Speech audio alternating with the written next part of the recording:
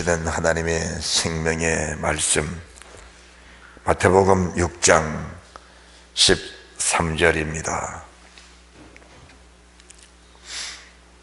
함께 믿음으로 봉독합니다. 우리를 시험에 들게 하지 마옵시고 다만 악에서 구하옵소서. 나라와 권세와 영광이 아버지께 영원히 있사옵나이다. 아멘. 아멘. 이제 주님의 기도 오늘로서 나라와 권세와 영광이 아버지께 영원히 있사옵나이다. 9번째로서 이제 주님의 기도를 마무리 지면서 주님의 기도에 대한 중요성에 대해서 말씀하실 때 우리 주님이 저희들에게 생명과 은혜와 복을 주실 줄 믿습니다. 사실 우리가 지금 주님의 기도를 지금까지 쭉 들어왔었습니다. 몇 년 전에도 주님의 기도에 대해서 강의를 한번 했었는데 이번에 주님이 또 저희들에게 말씀을 더 깊이 열어주셔서 여기서 있는 주님의 종이 먼저 은혜를 받았고 우리가 함께 은혜를 누린 줄 믿습니다. 사도신경은 고백이기 때문에 그냥 아멘 해도 되는 것이지만은 주님의 기도는 기도입니다. 우리 주님은 기도를 가르쳐 주신 분이고 기도를 받으신 분이기 때문에 성경에 아멘 이렇게 기록이 되어 있지만 저희들은 기도를 드리는 사람입니다. 그래서 모든 기도는 인간의 이름, 죄인의 이름으로는 기도가 상달되지 않는 겁니다. 주님의 기도는 기도이기 때문에 주님의 기도를 마무리 지면서 아멘으로 끝난 것이 아니고 예수 그리스도 이름으로 기도드립니다. 아멘해야 기도가 상달이 되는 겁니다. 그래서 우리가 이런 부분들까지도 알고 넘어가면은 그 위대한 주님의 기도가 우리가 드릴 때마다 우리 이름으로 기도드린 아멘으로 끝나버리면은 기도 자체는 그냥 고백으로 끝나버립니다. 응답이 안 됩니다. 그러나 나라와 권세와 영광이 아버지께 영원히 있사옵나이다. 예수 그리스도 이름으로 기도드립니다. 아멘. 이렇게 기도를 하면은 그 예수 그리스도 이름이란 그 이름은 우리의 어떤 기도든지 응답하신다는 약속 있는 이름이기 때문에 그 이름으로 주님의 기도가 상달돼서 응답받는 축복이 있을 줄로 믿습니다. 그렇다면은 오늘 주님의 기도를 마무리 지으시면서 주님이 이렇게 말씀하십니다. 나라와 권세와 영광이 아버지께 영원히 있사옵나이다. 이렇게 말씀하십니다. 나라와 권세와 영광이 아버지께 영원히 있사옵나이다. 그 위에 8대목에서는 이렇게 아버지께 있다는 말씀하지 않으셨습니다. 하늘에 계신 우리 아버지여, 이름이 거룩히 여김을 받으시오며 나라에 임하옵시며 뜻이 하늘에서 이룬 것 같이 땅에서도 이루어지이다. 오늘날 우리에게 일용할 양식을 주옵시고 우리가 우리에게 죄 지은 자를 사하여 준 것 같이 우리 죄를 사하여 주옵시고 우리를 시험에 들게 하지 마옵시고 다만 악에서 구하옵소서. 이렇게 구하는 기도를 드리겠습니다. 구하는 기도를.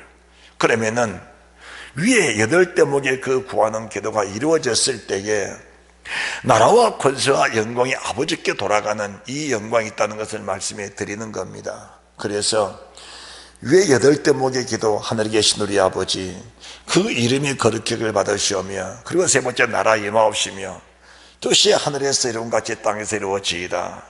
오늘날 우리에게 일용할 양식을 주옵시고 그 다음에 우리가 우리에게 죄된 자를 사하여 준 것 같이 우리 죄를 사하여 주옵시고 다음에 우리를 시험에 들게 하지 마옵시고 다만 악에서 구하옵소서. 여기까지 이루어지는 그 말씀 열매가 될 때 나라와 권세와 영광이 아버지께 영원히 있다는 겁니다.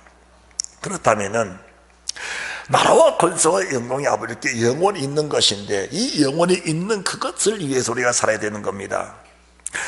없어질 거, 불탈 거, 소멸될 거, 사라질 거 거기에 목적을 두고 살지 말고 영원히 있을 그것이 무엇인지 분별해서 영원히 있는 그것을 위해서 우리가 일생을 못 맞춰 신앙에 살아가는 것입니다. 다시 말씀드려서 우리가 세상을 살면서 정말 투자할 곳이 어디냐, 투자할 곳이 어디냐, 그것은 나라와 번성과 영광원에 투자하라. 그러면 그 투자는 영원한 것이라고 말씀해 주는 것입니다. 우리가 산상순을 보시게 되면은, 지금 우리가 이 주님의 기도도 산상순에 속한 이 말씀 속에 들어 계신 말씀인데, 팔복입니다. 팔복. 그 팔복이 무슨 복입니까? 영원히 없어지지 않는 나라, 권세, 영광이 바로 팔복입니다. 그리고 나서 너는 세상의 소금이다, 빛이다. 우리가 소금이 되고 빛이 돼야 영원히 없어지지 않는 영원한 것이 된다는 것을 말씀해 주시면서, 이제 5장 17절부터는 그러면은 이 영원히 없어지지 않는 그것들을 구체적으로 이제 체계화 시켜가는 말씀이 되는 것인데, 5장 17절부터 이 말씀이 그러면은 팔복이 무엇이고 또 소금과 빛이 무엇이냐, 그리고 영원히 없어지지 않는 그 영원히 있는 그것이 과연 무엇이냐, 이것을 구체적으로 구체화시켜주는 말씀이 5장 17절부터 주신 말씀입니다. 자, 여러분들이 마태복음 5장 17절 한정 앞으로 넘겨서 말씀을 보시기 바랍니다. 5장 17절입니다. 내가 율법이나 선지자나 폐하러 온 줄로 생각지 말라. 폐하러 온 것이 아니요 완전케 함이로라. 자, 18절. 진실로 너희에게 이르노니 천지가 없어지기 전에는 율법의 1.1익이라도 반드시 없어지지 아니하고 다 이루리라. 천지가 없어지기 전에는 태초에 하나님의 천지를 창조하시니라. 이 창조하신 태초의 천지를 창조하셨는데, 그 태초의 천지를 창조하신 창조가 언제까지 있느냐, 그겁니다. 주님이 재림하신 바로 그날까지, 그 시간까지 이 천지 만물은 있게 되는 것이고, 주님이 재림하신 그 이후에는 천지 만물은 사라져버리고 없어져 버린다는 것을 말씀해 주는 것입니다. 할렐루야. 그래서 우리가 이 18절 말씀이 굉장히 우리에게 주는 그 시사하는 바가 큰데, 이 18절 말씀의 신앙생활의 중심이 되어야 되는 겁니다. 중심이. 그래서 진실로 너에게 이른다. 주님의 그 진실하신 주님이 그 진실하신 마음으로 저희들에게 증거하신 말씀이 이것인데, 천지가 없어지기 전에는 율법의 1.1이라도 반드시 없어지지 아니하고 다 이루신다. 천지가 없어져도 영원히 남아있는 그 말씀, 율법, 그리스도의 계명, 그리스도의 율법, 그 요구를 온몸으로, 온 영으로, 온 힘으로, 온 삶의 온 환경을 통해서 이루어져 나가는 것이 우리가 해야 할 일이라는 것을 말씀해 주시면서, 여기에 우리 신앙의 포커스를 맞춰라는 것을 말씀해 주고 계신 겁니다. 할렐루야. 자, 그러시면서 없어지지 않는 율법이 얼마나 중요한 것을 말씀해 주는 것입니다. 그렇다면 이렇게 말씀하면은, 그럼 우리가 율법의 행위로 구원받냐, 이렇게 또 말하는 사람이 있습니다. 율법 행위로 구원받느냐 이렇게 말을 해버리면은 성경 자체를 어떻게 해석하라고 할 수가 없는 겁니다. 우리가 어떤 신학적인 논쟁이나 신학적인 근거나 인간의 생각 사상, 인간의 계명 사상을 가지고 말하는 것이 아니고, 우리 주님이 말씀하신 그 말씀을 가지고 논의되는 것이지, 이야기가 되는 것이지, 우리가 마지막 날 주님 앞에 섰을 때 뭘 가지고 설 겁니까? 신학을 가지고 서는 게 아닙니다. 사람의 지어낸 말, 사람의 지어낸 신학적인 논쟁을 가지고 아버지 앞에 선 것이 아니에요. 그것은 허탄한 겁니다. 허탄한 것. 우리가 이 말씀을 가지고 아버지 앞에 서는 겁니다. 그렇다면 이 말씀이 지금 뭐라고 하시는가? 이 말씀이 뭐라 하시는가? 19절부터 말씀 보시면은, 그러므로 누구든지, 그러므로라는 말씀은 17절, 18절이고, 그러므로라는 말씀은 산상수로 시작하시면서 5장 1절부터 이미 16절까지 주신 그 말씀, 그러므로라는 그 말씀을 주시면서 이 말씀을 이어가고 계시는 겁니다. 그러면은 누구든지 이 계명 중에, 이 계명이란 것은 팔복, 그리고 그 위에 주시는 소금과 빛의 계명을 말씀하신 겁니다. 자, 누구든지 계명에 지극히 작은 것 하나라도 버리고, 지극히 작은 것이라는 것은 뭘 말씀하신가? 괴라시 하나님 만난 말씀이라도 버리고, 또 그같이 사람을 가르치는 자는, 자, 괴라시는 모든 씨보다 작은 것이로되 그 씨가 떨어져서 공주의 씨가 떨어질 만큼 나무가 되는 것인데, 이 괴라시 하나님 만난 말씀, 별것 아니란 말씀, 이것을 버려버린다면 천국에 간다 해도 지극히 작은 곳에 갈 것이요 이를 향하며 가르치는 자는 천국에서 크다 이렇게 받으리라고 말씀하시면서 여기서 말씀하신 이 천국 그것이 나라입니다. 나라. 그러면은 자 17절 말씀 뭐냐? 내가 율법이나 선자나 이것은 뭐냐? 바로 나라와 그 다음에 권세인 겁니다. 권세.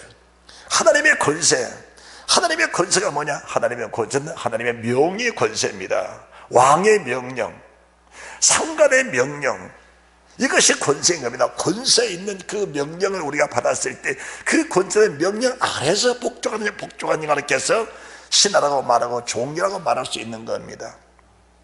자, 여러분들이 이해하기 쉽게 이제 말씀을 드린 겁니다. 하나님의 권세로 주신 그 말씀, 권세 안에 복종하는 자가 결국은 영원히 있을 자라는 것을 말씀하시면서 나라와 권세와 영광이 아버지께 영원히 있사옵나이다. 아멘. 자, 이 말씀하고 와서 예수 그리스도 이름으로 기도드립니다. 아멘. 자, 그렇다면은 아버지께 영원히 있사옵나이다. 우리가 어디로 갈 겁니까? 우리가 세상 떠나면 어디로 갑니까? 아버지께로 가는 겁니다. 할렐루야. 우리가 세상 떠나면 아버지께로 가는 것인데 그 아버지께로 가는 사람이 어떤 사람이냐? 나라와 권세와 영광을 가지고 아버지 곁으로 가는 겁니다. 그러니까 아버지께 있는 것이 우리에게 있고 우리에게 있는 것이 또 아버지께 있는 겁니다. 다시 말씀드려서 아버지 이름과 예수 그리스도의 증거를 가지고 아버지 앞에 나가는 자가 믿음의 사람이라는 것을 말씀해 주는 것입니다. 할렐루야. 자, 영원히 있사옵나이다. 영원히 없어지지 않을 것들이 뭐냐? 이제 5장 17절부터 영원히 있을 것에 대해서 주님이 구체적으로 말씀을 쭉 주고 계시는 겁니다. 여러분들이 여기에다가 우리의 신앙의 목적을 구해야 되는 겁니다. 그렇지 않으면은 신앙생활을 하면서 잘못하면은 신앙의 실패자가 되기 쉽다는 것을 말씀해 주는 것입니다. 다시 말씀드립니다.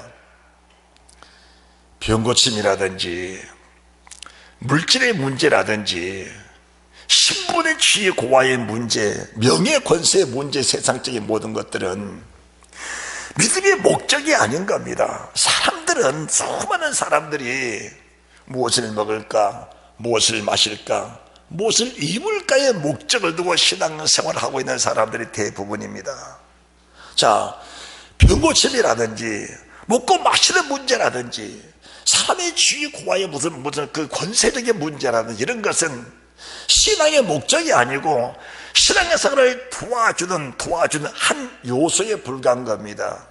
우리 주님께서 산상수훈을 말씀하시고 나서 산에서 내려오시니까 첫 번째 누구를 만났어요? 문둥병자 만난 거예요. 그 다음에 백부장 종 만난 겁니다. 중풍병자. 베드로 장모 10병 꾸짖어서 다 쫓아내주시고 바람과 풍랑이 일 때 바다로 걸어가신 그분이 이렇게 보여주셨는데 이게 뭘 보여주시는가? 말씀하신 그분은 세상을 통치하시는 권세자라는 것을 보여주시면서 그분의 말씀은 반드시 이루어진다는 사실, 그분이 무드병을 고치셨고 그분이 중풍을 고치셨고 그분이 열병을 고치셨고 그분이 무리로 걸어가셨고 그분이 귀신을 쫓아내셨고 이런 능력 있는 권세를 부린 분이라면 그분의 말씀에는 하나님의 신의 원사가 있기 때문에 그 말씀 안에 복종하는 자가 결국은 하나님과 함께할 자라 나라와 권세와 영광이 아버지께 영원히 있다는 말씀은 그 권세 아래 주님의 나라, 주님의 권세, 주님의 영광이 함께 있는 사람이 아버지가 계신 그곳에 함께 있게 된다는 사실을 말씀해 주는 것입니다. 여러분들, 이 마태복음 5장 18절 말씀이 우리 생애의 신앙의 중심이 되어야 합니다. 자, 다시 18절입니다. 진실로 너에게 이르노니 천지가 없어지기 전에는 율법의 1.1익이라도 반드시 없어지지 아니하고 다 이루리라. 1.1익이라도 1.1익입니다. 그러니까 하나님의 권세를 크게 여기고 하나님의 권세에 복종하는 사람일수록 하나님의 말씀 한 절이 내 속에는 크게 들려지고 중압감, 무겁게 들려지고 크게 들려지고 아주 반항할 수 없는 버릴 수 없는 그런 능력으로 오게 된다는 사실을 말씀해 주는 것입니다. 이 말씀을 가르쳐서 요한계시록 14장에서는 14만 4천이 있는데 14만 4천이 누가 14만 4천이냐? 주의 말씀 들을 때마다 큰 물소리처럼 큰 대성처럼 그런가 하면은 거무긋하는 자들의 거무긋한 소리처럼 그 말씀에 들려지면서 정말 정결이 있는 천열매를 그대로 지키면서 믿음의 정결을 가지고 살면서 적기 적은 말씀도 큰 물소리처럼 정말 내성 병락 같은 그런 음성으로 들으면서 그 말씀이 속에서 이루어질 때 기쁨과 은혜와 감격이 넘치는 그런 믿음에 사는 사람을 가르쳐서 나라와 권사 영광을 가지고 사는 사람이라고 이렇게 표현을 해드리는 겁니다. 할렐루야. 그렇다면은 5장 18절 말씀 천지는 없어진다, 이 말씀을 베드로서 3장에서 이렇게 말씀하십니다. 베드로서 3장을 보시기 바랍니다. 베드로서 3장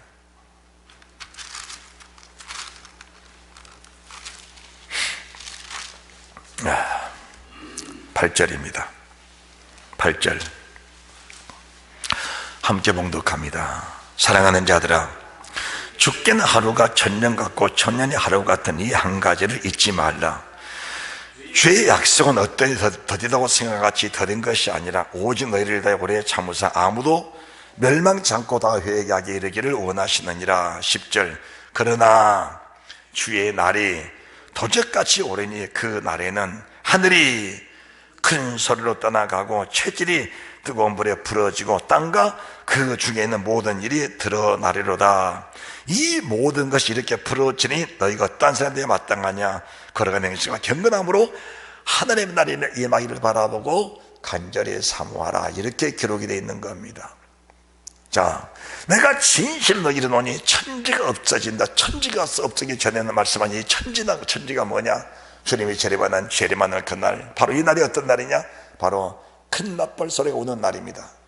일곱째 나팔, 큰 나팔, 마지막 나팔, 같은 나팔입니다.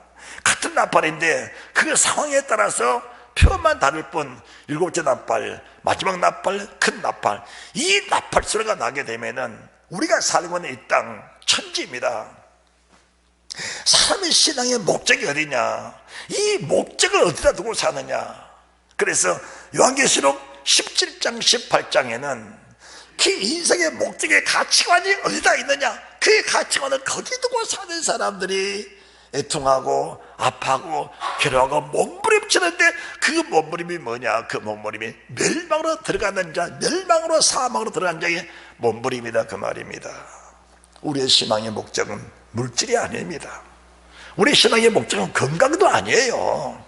우리 신앙의 목적은 주님만을 준비하는 겁니다. 만약 큰 나팔 불는 그날 이 세상 우리가 바라는 모든 것들, 그 목적하는 모든 것들은 다 떠날 건데 그 목적이 떠나가 버리면 인생의 삶에 의미가 없기 때문에 그들은 애통해하고 삶의 가치가 없기 때문에 그들은 허무하게 무너져 버리고 만다는 겁니다. 다시 말합니다.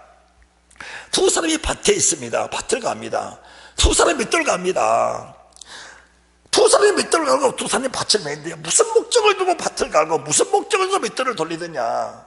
자, 그것이 중요한 겁니다. 그것이 중요한 겁니다. 여러분의 신앙의 목적이 무엇이냐, 그 말입니다. 신앙의 목적이 잘못 설정되면 그 목적 때문에 사람들이 어쩔 때는 기뻐하고 어쩔 때는 슬퍼하고 어쩔 때는 괴로워하고 어쩔 때는 즐거워하는, 이건 신앙이라고 보기 어려운 겁니다. 이거는 육체적인 것이 신앙이라고 보기 어려운 거예요. 신앙이라는 것은 세상 상황과 관계가 없는 겁니다. 상황과는 전혀 관계가 없는 거예요. 그냥요, 상황과는. 이해가 되십니까? 이 믿음이라는 것은 상황과는 전혀 관계가 없는 거예요. 사람들은 상황에 따라서 내 자신이 자꾸 변하잖아요. 오늘 막 너무 감사하다. 어쨌든 막 천국에 가 있는, 어쨌든 지옥에 가 있다. 이런 신앙은 조금 좀 더 더듬어 볼 필요가 있다는 것을 말씀해 주는 겁니다. 이 베드로서 3장 8절부터 11절 말씀을 제가 이렇게 현대인의 성경을 한번 찾아봤어요. 현대인의 성경을 찾아봤어요. 현대인의 성경을 찾아봤는데 거기는 뭐라고 되어 있냐?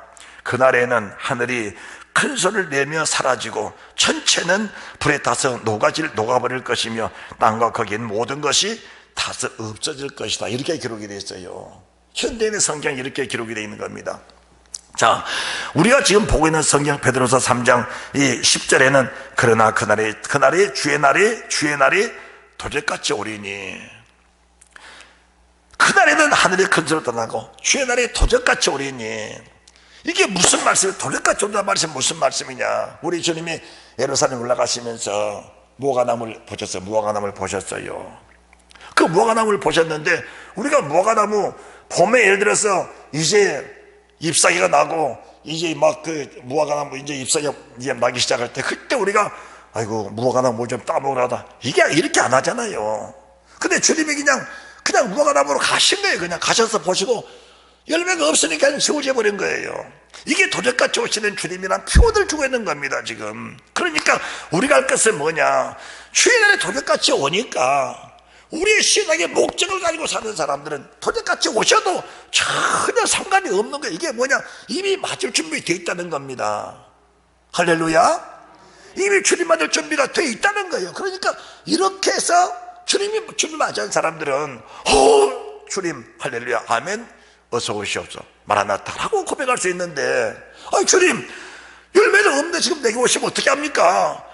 한 몇 달 더 있다 오시면 열매가 될 겁니다, 이렇게 말할 수 없다, 그 말입니다. 그래서 주님이 저주받은 무화과나무는 열매도 아닌데 때도 아닌데 하나님 무화과나무를 저주버렸다, 왜 그러셨을까라고 생각하지만은 무화과나무는 우리 믿는 사람의 모습이라는 것을 저희들에게 보여주고 계신 겁니다.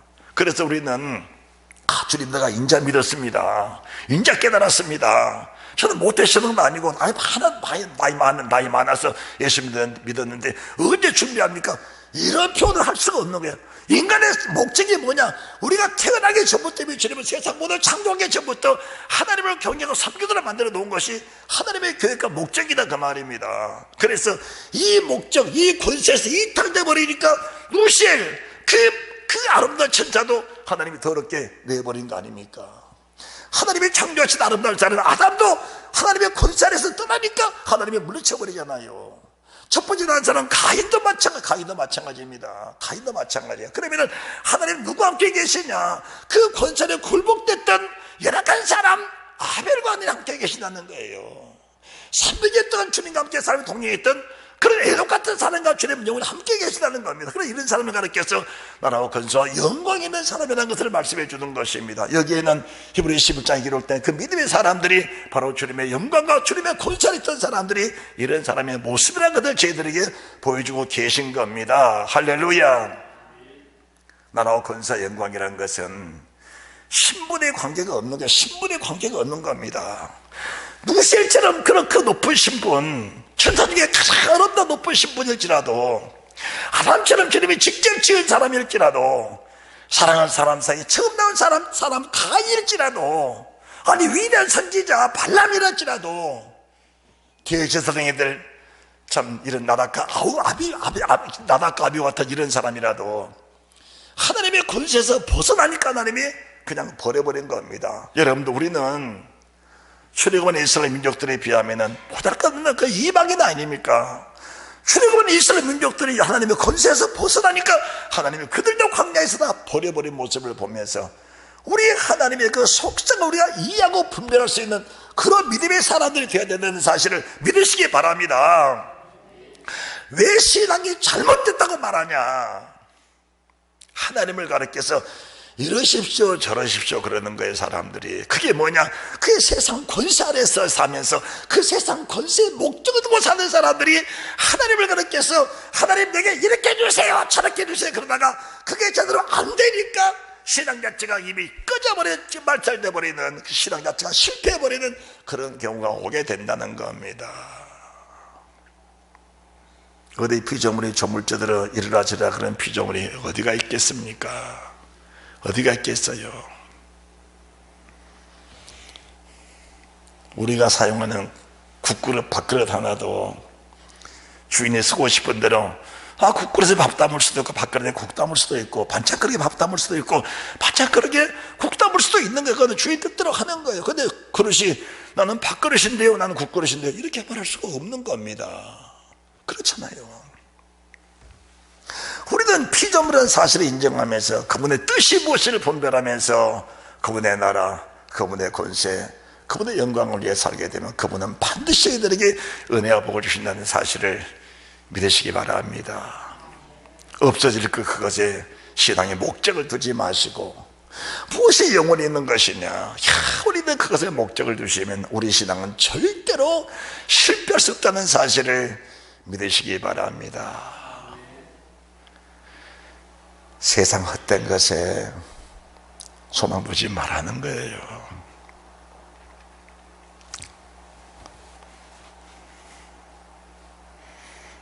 뭐 세상 권세하니까 그것은 청와대나 있는 일이고 뭐 검찰에 있는 일이고 뭐 유명한 직분자에 있는 것이지, 이렇게 말하면 안 되는 겁니다. 시골에 혼자 사는 노인도 자기 권세를 부르고 사는 거예요. 다 그러는 겁니다. 자기 신분 따라 다 권세를 부르고 사는 거예요. 그게 뭡니까? 그게 다 사단에게 매여 사는 사람들의 모습이라는 것을 저희들이 빨리 찾아내야 됩니다. 내 인격은 이만한데라는 그런 거 빨리 내려놓으셔야 돼요. 사람 인격 없는 겁니다. 이거 없애야 돼요. 자기 자신 버리지 못하면은, 십자가 벗어버리면은, 자기 목숨 매달려 살게 되면은 그건 다른 목적의 신앙이지, 다른 목적의 신앙이지 올바른 신앙이라고 보기는 정말 어렵다는 사실을 우리가 늘 반복된 말씀을 들으면서 그 말씀을 우리 삶 속에서, 그 말씀을 우리 삶 속에서 믿음이 되어야 되는 겁니다. 믿음이 되어야 돼요. 다시 베드로서 3장 10절입니다. 베드로서 3장 10절 시작. 그러나 주의 날이 도적같이 오리니 그날에는 하늘이 큰 소리로 떠나가고 체질이 뜨거운 물에 풀어지고 땅과 그 중에는 모든 일이 드러나려다. 이 모든 것이 이렇게 풀어지니 너희가 어떠한 사람이 되어야 마땅하뇨. 할렐루야. 너희가 어떠한 사람이 되어야 마땅하겠느냐. 이 말씀을 조금 전에 말씀했지요. 현대인의 성경. 그날에는 하늘이 큰 소리를 지르며 큰 소리를 내면서 사라지고 천체는 불에 타서 녹아버릴 것이며 땅과 거기는 모든 것이 타서 없어질 것이다. 이런 것들이 다 없어질 건데 너희가 어떤 믿음으로 살아야 정상적인 그리스도인이 되겠느냐라는 것을 말씀해 주는 것입니다. 이 주님의 기도가 얼마나 대단하고 얼마나 위대한 겁니까? 주님의 제자들이 주님께 우리에게 기도를 가르쳐 주십시오 요청했을 때 주님이 이 기도를 가르쳐 주신 건 아닙니까? 그러면은 이 기도는 하늘에 계신 아버지가 사람에게 주시는 최고의 축복된 언어입니다. 최고의 축복의 말씀이에요. 이 주님의 기도를 이루기 위해서는 주님의 단순한 주님의 기도 안에서 이루어진 것이 아니고 다시 마태복음 5장으로 또 들어갑니다. 마태복음 5장. 영원히 있을 것에 대해서 말씀하시면서 이것이 영원히 있는 것이다, 이렇게 살아야 영원히 있는 것이다 라는 그 말씀을 주는 겁니다. 그래서 이 말씀이 하나님의 나라다, 이 말씀이 하나님의 권세다, 이 말씀대로 사는 자가 하나님의 영광을 가지고 내 나라에 들어올 자라는 것을 말씀해 주는 것입니다. 자, 20절입니다 20절. 내가 너에게 이르노니 너희 의가 서경과 바리새인보다 더 낫지 못하면 결단코 천국에 들어오지 못하리라. 사람들의 마음이 완악하고 강박하기 때문에 말씀의 질을 자꾸 떨어뜨려 놔야 우리가 편한 줄 알거든요. 말씀의 질을 자꾸 떨어뜨려 놔야 우리 삶이 편한 줄 아는 겁니다, 사람들이. 그런데 수가 무거운 짐자다 내게로 내가 늘 쉬게 하리라. 나는 마음이 오냐고 겸손하니 나의 멍에를 메고 내게 배우라. 그래야지 너희 마음이 쉼을 얻으리니 나의 멍에 내싣고 내 집은 가벼움이니라. 믿음에 사는 사람들, 그리스찬들에게 주님의 멍에를 메지고 주님의 짐을 지어줘야 마음에 쉼이 있고, 이 마음에 쉼이 있는 자가 결국 믿음 생활의 승량이 되는 겁니다. 그런데 사람들의 마음이 너무 못되고 나부터가 못되고 강박하고 완악하니까 우리의 마음에 십자가 내려놓고 짐 내려놔야 신앙생활이 편한 줄 알고 사랑하는 성도들 위로하고 위로해줘야지라고 하면서 그 위로의 말을 사람이 지어서 내고 만들어내는 것입니다. 이걸 설교로 하는 거예요. 그런 설교는 마지막 날 천북해도 심으시지 않는 건 다 뽑아버릴 것이다. 다 뽑혀버리면 없어요. 뿌리가 없는 겁니다. 그것은 근거가 없는 거예요. 약속이 없는 겁니다. 사람 말, 좋은 말이 설교가 아니고 좋은 말씀이 설교인 겁니다. 좋은 시가 설교인 거예요. 좋은 말이 설교가 아니고 좋은 시가 설교인 겁니다. 그러면은 이 좋은 시, 이 좋은 멍에 좋은 짐을, 이 좋은 멍에 좋은 짐을 성도들에게 메워주는 것이 설교로 하는 거예요. 그러면 성도들은 이 멍에와 짐을 받아가지고 그들을 치고 살면서 마음의 쉼을 얻고 사는 거예요. 마음의 쉼을 얻어. 그래서 세상에서 어떤 수난을 겪고 세상에 어떤 재리 유혹, 일락이 닥쳐와도 말씀 뺏기지 않고 그대로 가져갈 수 있는 것이 마음의 평안이 있기 때문에 그런 겁니다. 우리가 팔복하면 팔복, 다시 한번 한 단계 깊이 들어가 보는데 왜 마음에서 말씀을 빼앗긴 겁니까? 뭔가 다른 목적이 있기 때문에, 뭔가 다른 사상이 있고 다른 것을 바라기 때문에 진실한 것도 뺏겨버리고 허상한 것, 허탄한 것만 가지고 사는 것이 인간 아닙니까? 허탄한 걸 바라기 때문에 그거 소망하다 보니까 진실한 것, 진실한 믿음을 뺏겨버리고 허탄한 그것만 붙잡고 사는 것이, 그것이 믿음의 사람인 줄 잘못 알고 있다는 그 말입니다.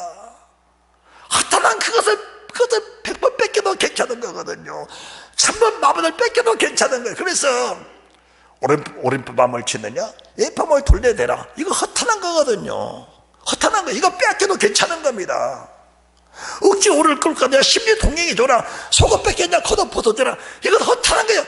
허탄한 걸 뺏기고 실체를 얻어야 돼. 허탄한 걸 뺏기고 실체를 얻어야 되는데 그 실체는 뺏겨버리고 허탄한 그것에 목적을 두기 때문에 말씀을 빼앗겨버린 거거든요.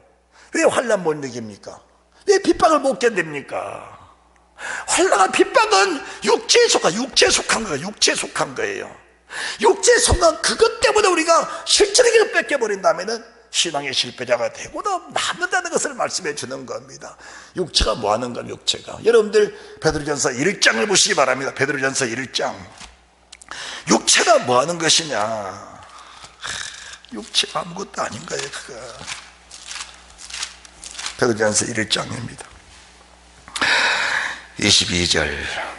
너희가 진리를 순종함으로 너희 영혼을 깨끗하게 하여 거짓이 없이 형제를 사랑에 이르렀으니 마음으로 뜨겁게 피차 사랑하라. 너희가 거듭난 것이 썩을 시로 된 것이 아니라 썩지 않을 시로 된 것이니 하나님의 사랑이 항상 있는 말씀으로 되었느니라. 그러므로 24절 시작. 그러므로 모든 육체는 불과 같고 그 모든 영광의 불의 꽃과 같으니 불은 마르고 꽃은 떨어지되 오직 주의 말씀은 세대토록 있도다 하였으니 너에게 전한 복음이 곧 이 말씀이니라. 육체를 신뢰하는 사람들은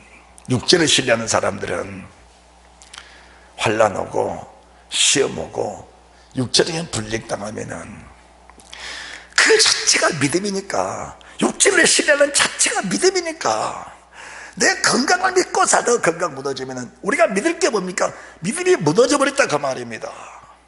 내가 바라는 세상 같은 물질을 믿고 살다가 그 물질이 무너져 버리니까 내 마음이 무너져 버린 거거든요. 그래서 세상 재리, 세상 일락, 세상 일락에 따라 사는 사람, 일락 끊어져 버리면은 삶의 재미없는 거거든요. 삶의 소망 끊어져 버린 겁니다. 그 믿음 자체가 무너져 버린 거예요. 이런 믿음은 무너지게 돼 있는 겁니다. 이런 믿음은 무너지게 돼 있는, 그건 아니에요. 무너질 것을 각오하고 믿는 사람이에요. 그것은 처음부터 믿어지는 믿음을 갖고 있는 겁니다. 여러분들 조금 어려울지 모르겠어요. 신앙의 목적을 분명히 세우라 그 말입니다.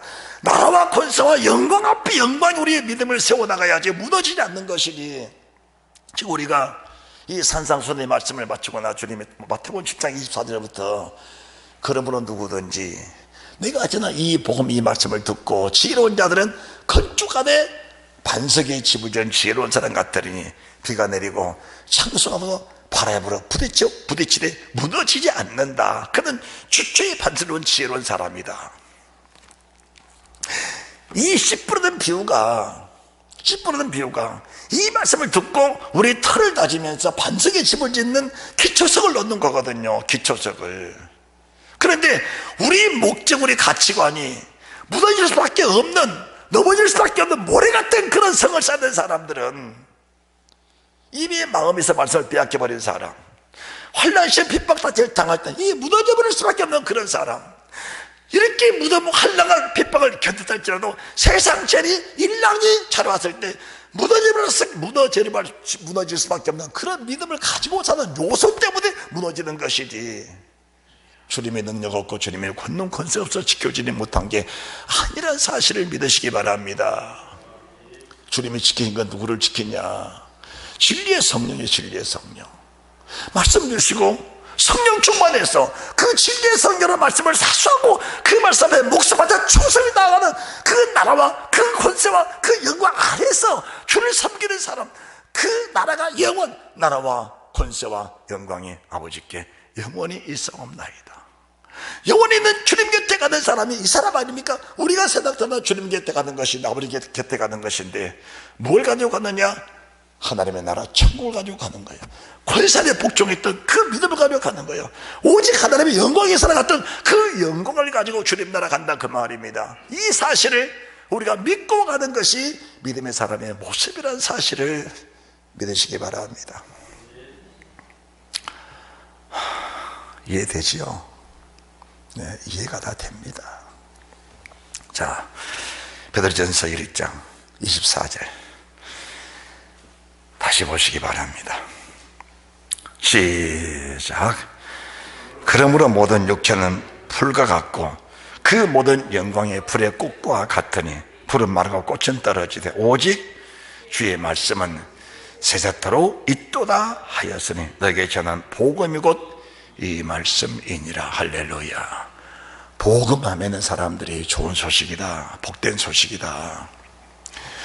구약은 율법, 신앙은 복음인데 구약 율법은 우리가 이룰 수 없는 것이고 복음은 그냥 주님이 이루어진 것이기 때문에 이 소식으로 살아야 된다. 이렇게 해석을 해버리면은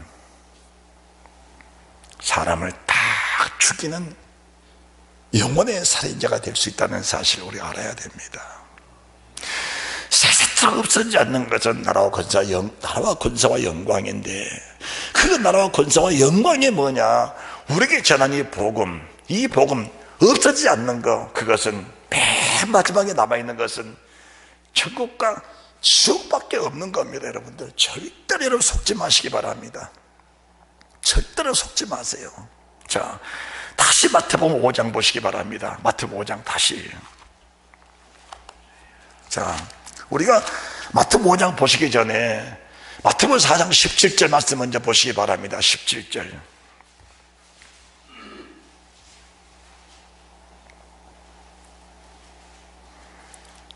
이때부터 예수께서 비로소 전파에 가라사대 회개하라 천국이 가까웠느니라 하시니라. 참 이 말씀을 여러분들이 소름이 끼치도록 들으셔야 돼요. 하나님 되신 그분이 세상에 오셔서 첫 번째 하신 말씀이, 세상에 오셔서 그 하나님 되신 그분이 얼마나 할 말이 많았겠어요.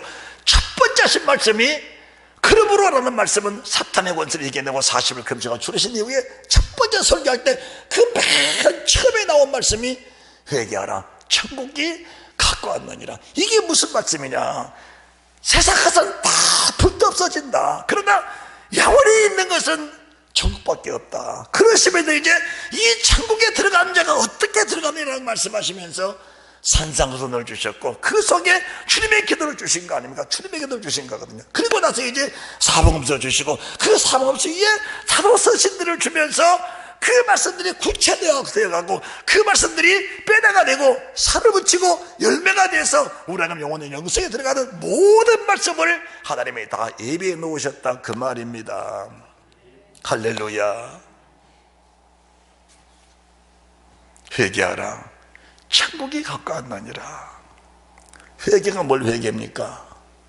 우리가 잘못된 신앙들은 말씀을 통해 분별하면서 철저히 끊어내고, 곁가지는 끊어내고, 열매 맺지 못하는 가지들은 다 끊어내면서 절제시키면서 주님 나라를 세워가는 겁니다. 다시 마태복음 5장입니다. 자, 5장 21절. 옛사람이 말아 살인치 말라. 살인하면 먼저 살인하면 지옥 간다. 이 지옥이 뭐냐? 나라와 권세와 영광의 아버지께 영원히 있는 것처럼 이 지옥은 영원히 있는 것이다. 그러니까 천국과 지옥 외에는 세상에 남는 것은 아무것도 없는 겁니다. 그러니까 이 성경을 전체로 보면은 천국과 지옥 얘기밖에 없는 거예요. 원래가 없는 거예요. 뭐 살라지 말라, 형제 미워하지 마라, 원수 품고 살지 마라, 절대 이웃과 맺히지 마라, 이 모든 것들이 없어지지 않는 지옥 들어가지 말라는 거거든요. 없어지지 않는 지옥 들어가지 마라. 거기는 구덩이도 죽지 않고 불도 꺼지지 않느니라.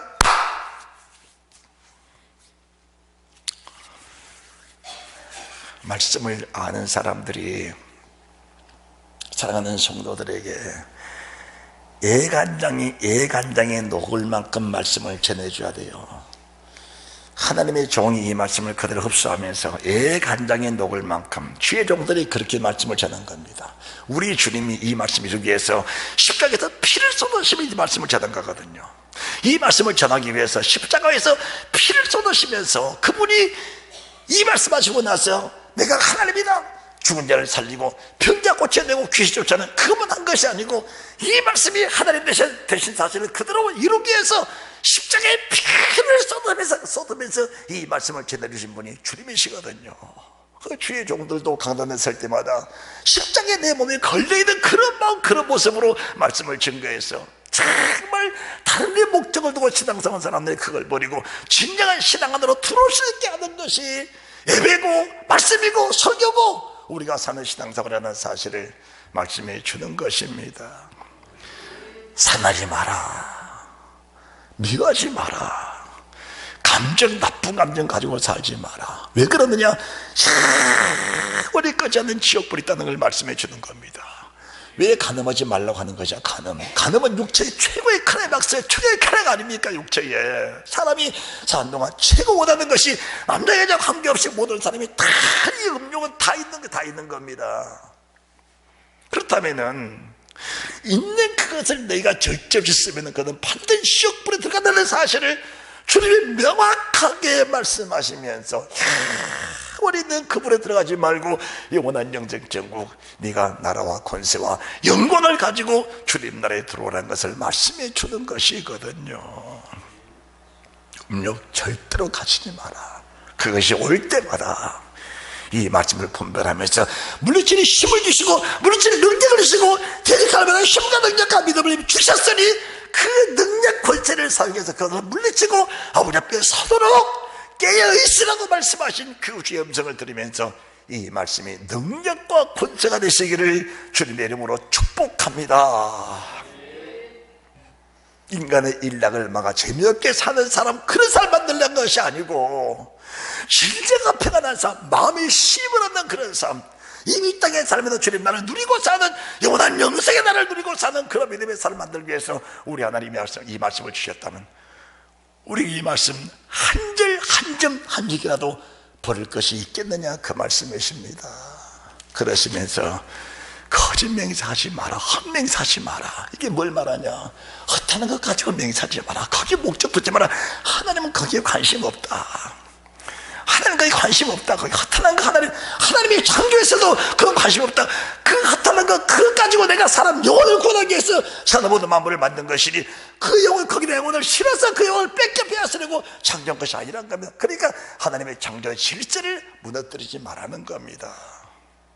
하나님이 천지를 창조하신 모든 창조의 목적이 뭡니까? 사람이 다스리고 천국과 세복들을 충만하도록 만드는 것이니 그것에 굴복되고 그들 다 그것을 바라보고 그들 흠모하고 거기에 빠져 살아 만들어 놓은 것이 아니라는 사실을 주님 말씀해 주는 것입니다. 할렐루야. 자신을 다 내려놓으세요. 예수님 믿으면서 욕 좀 먹으면 어때요? 괜찮아요. 다 상급과 멸류관이 되는 겁니다. 우리가 잘못해서 욕먹는 것이야 당연하지만은 예수 잘 믿다가 욕먹는 거 어때요? 괜찮아요. 오히려 만들어서 드시기 바랍니다. 참 감사한 일이에요. 감사한 일입니다. 그러시면서 38절부터 조금 전에 말씀을 드렸지요. 오늘 본문의 말씀에 주님의 기도 속에서도 이방인처럼 너희들 중언 못하지 말라는 기도도 쭉 앞으로 나오게 되는 것인데, 이방인 같은 중언 못 기도가 뭡니까? 무엇을 먹을까? 무엇을 마실까? 무엇을 입을까? 여기에 목적을 두고 기도 생활하는 사람들은 믿음 생활의 실패자가 많다는 것을 말씀해 주는 것입니다. 왜 그럽니까? 먹고 마시는 것도 언젠가 떠나게 돼 있어요. 아무리 쌓아놔도 내가 먹을 수 없는 때가 있는 것이고, 아무리 짐을 많이 쌓아놔도 내게는 필요 없을 때가 있는 겁니다. 그때 사람들은 실족하게 되는 겁니다. 그거 가지고 인생의 목적을 삼지 말라는 겁니다. 거기 목적 가지고 살면 믿음의 실패자가 된다. 그래서 너희는 이렇게 기도하라. 하늘에 계신 우리 아버지요, 이름이 거룩히 여김을 받으시면 하늘에 계신 우리 아버지는 마땅히 나를 통해 영광을 받으셔야 된다. 이 영광이 무슨 영광입니까? 영광이 요한계시록 19장입니다 계시록 19장 보시기 바랍니다. 이 영광이 무슨 영광이냐? 요한계시록 19장 11절 12절 13절. 또 내가 하늘이 열린 것을 보니 보라, 백마와 탄자가 있으니 그 이름은 충신과 진실이라. 그가 공의로 심판하며 싸우더라. 그 눈이 불꽃 같고 그 머리에 많은 멸류관이 있고 또 이름 쓴 것이 하나 있으니 자기밖에 아는 자가 없고. 많은 멸류관이 있는데 또 이름 쓴 것이 있다. 그 멸류관에는 그 멸류관마다 이름들이 다 있다. 저는 이 말씀을 보면서 내 삶의 목적이 이것이다. 많은 멸류관이 있고 또 이름 쓴 것이 있는데 그 이름은 주님밖에 모른다. 이 멸류관이 어디서 왔느냐? 이 멸류관이 요한계시록 4장을 보시기 바랍니다. 요한계시록 4장입니다.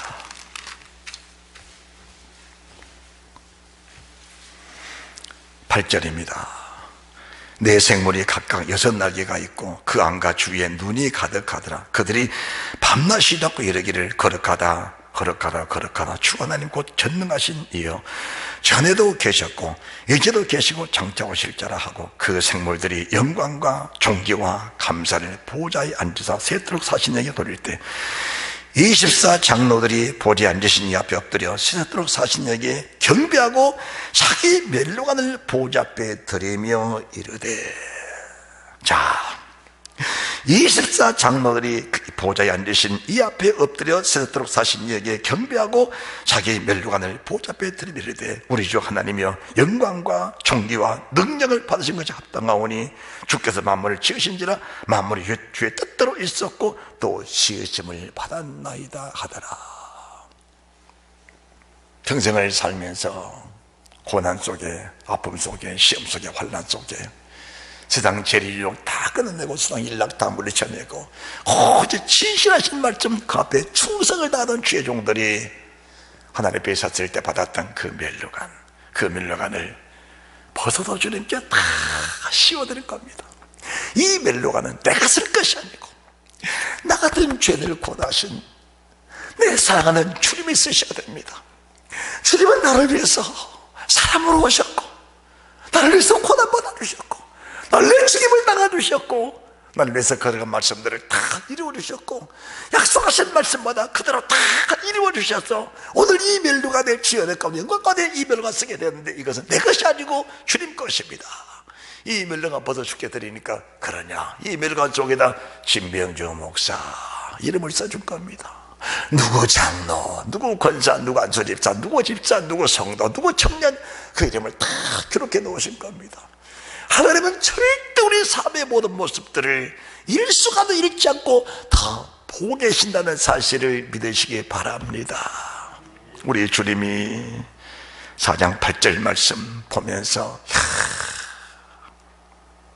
내 생각을 감출 수 있느냐, 내 마음을 숨길 수 있느냐, 내 삶을 숨길 수 있냐. 그래서 저는 늘 이런 노래를 부르지요. 주의 신을 내가 떠나 어디로 피하리까. 주는 모든 것 아시오니 어디로 다니리까. 내 생물이 각각 6날개가 있고 그 안과 주위에 눈이 가득하더라. 하나님의 눈은 온 땅에 가득하십니다. 내가 어디 있더니 그 눈은 나를 늘 살피고 계십니다.